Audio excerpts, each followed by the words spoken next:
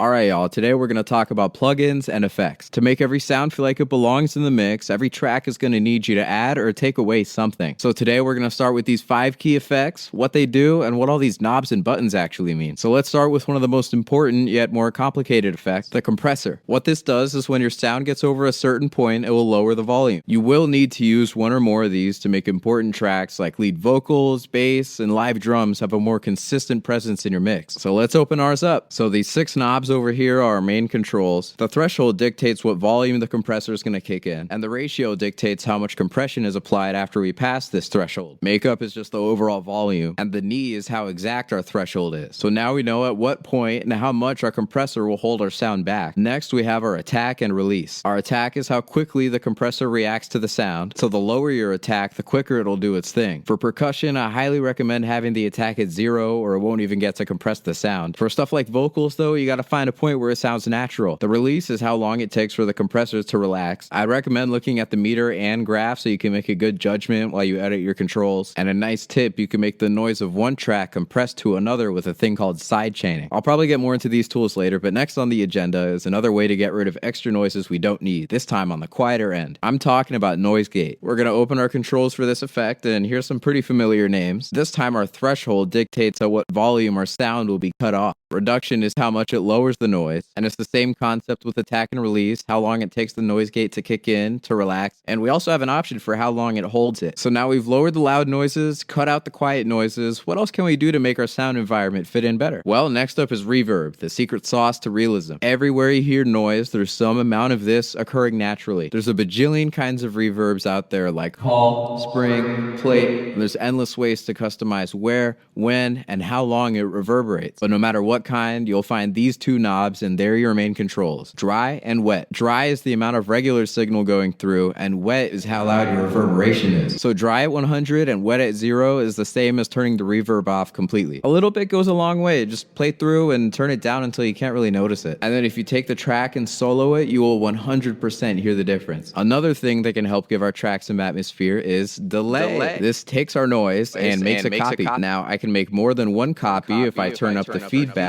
which feeds the signal through back again. I could even make it feedback for infinity.